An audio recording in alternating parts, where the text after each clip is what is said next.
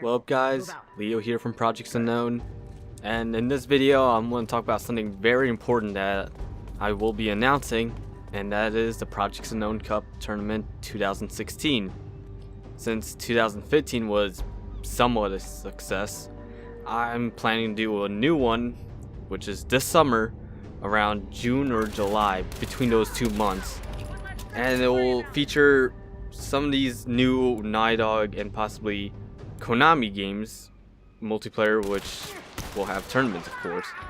But first, before I go in more depth with the Projects Unknown Cup tournament, I want to congratulate Team Gifted, who won the 2015 tournament in the Last of Us Remastered edition. So yay for them.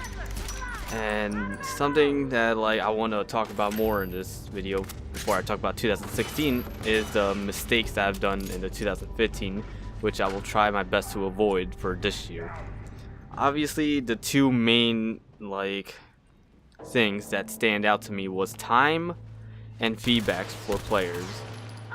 What I tried to do with the Projects Unknown Cup 2015 was I tried to make this tournament as quick as possible, which you cannot rush, to be honest, and literally trying to rush a 2 or 3 days tournament that has over 40 teams is kind of ridiculous in my mind, which I didn't think straight, in my opinion, which I thought was a good idea if I kept the pace going, but not everyone have empty times on their Saturday and Sunday evening. So this year I'm gonna try to extend the tournament by making it like a 2 or 3 weeks, maybe, so at least you have some time to actually do the tournament and plan it out with the other teams.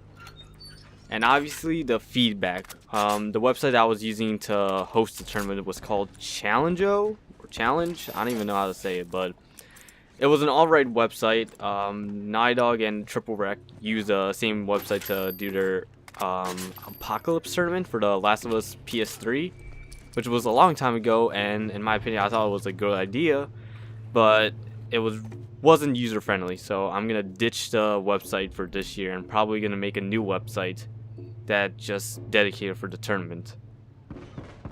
Something else that it's a hard decision, but I'm gonna try my best to make this NA only.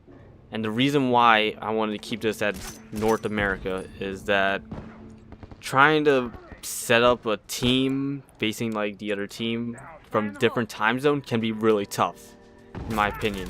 If you're facing a team that's in Europe and let's say you're working at the afternoon but they're not working, or they're free on the morning in, I guess, England or France, whatever country they're in, it's gonna be hard to, group up and talk to each other and say, hey, this is a perfect time, you want to do it this time. So I'm gonna try to keep this at North America only, since there's only 3-hour time zone difference. Obviously the East has 3 hours ahead of over West, so I guess that's the only thing that I'm trying to keep it for now, until I find another solution to it. And I'm pretty sure that's it, to be honest. So those are the mistakes that I found pretty big in 2015 tournament. So in 2016, as I mentioned before, it's probably going to be around June or July, but nowhere near August, since I do realize that some states on the United States start school on August, since they leave around May. So I'm gonna try to get nowhere near August, since obviously some students still go to school, and some players are some high school students or college students.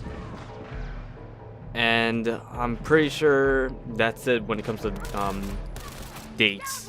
So obviously I'm not gonna have the exact date, but it's somewhere gonna be between June or July. That's all I can tell you guys. The games is something that I want to talk about. I had 3 games planned in my mind, which is Uncharted 4 multiplayer, Metal Gear Online 3, and The Last of Us Remastered. Uncharted 4, that's definitely going to be on the Projects Unknown Cup tournament. So I definitely don't want to ban any certain like mysticals or purchasable weapons. I want this game to be as... I'm hoping that Naughty Dog can make this as balanced as possible for players to make it at least fair to each other to use. Like, I forgot the mysticals to be honest, but like Chinamani Stone, that was overpowered on the beta. People were complaining that like too much reviving or something, I don't know. So hopefully Naughty Dog can at least balance it before summer break, since the game did get delayed around April. So yes, they're gonna work on it a little bit more, but no, since there's not gonna be enough time for players' feedbacks and to change the game's balance issues. Metal Gear Online, of course, that one was a difficult one. I was considering doing this tournament, but then ESL pop up, and if you guys aren't familiar with ESL, it's a big gaming league which a bunch of pro players get together and start facing each other for prizes. Since there's one tournament for ESL for each region of the world, which is basically North America, Latin American, Europe, and Asia, so obviously I'm considering doing Metal Gear Online tournament, since, I mean, sure you can just go ESL, but still, that one's I'm leaning on the fence, to be honest. There's like $1,000 for the ESL. I'm probably not going to give away that much money for each team player who wins the tournament, so there's might be a possibility of Metal Gear Online. The Last of Us Factions is the one that's gonna be somewhat difficult for me to do, since once Uncharted 4 comes out, the possibility of Naughty Dog even updating the game is really slim. At most, Naughty Dog is just gonna release little patches that will stabilize the game from any game-breaking glitches and all that. So this one I'm talking to with my friends a lot, saying, is it even worth it? Is it even worth my time to put all this effort for the Last of Us Factions tournament, since the community is starting to die out really quick when it comes to the competitive scene.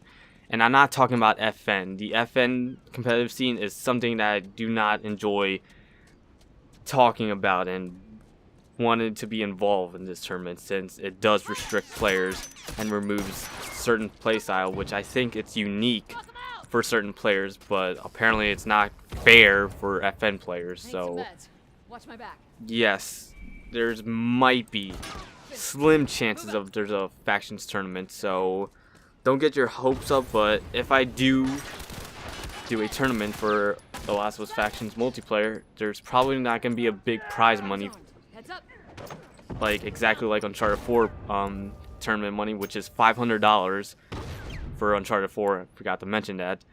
The prize winning for Uncharted 4 will be $500, but for Factions it's probably going to be $40, like last year. And it probably won't be 64 teams for the Last of Us Factions. It's probably going to be at most 8 teams maximum.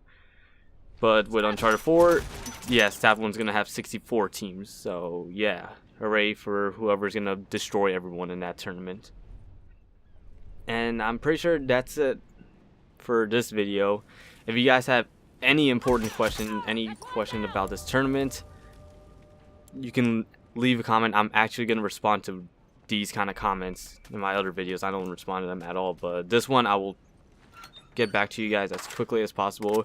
If you guys have any like ideas or any possibility of like, hey, you did this in last year's tournament, maybe you can improve upon in this year's tournament, I will gladly read over it and give some thoughts to it. So hope you guys enjoyed this video. See you guys later.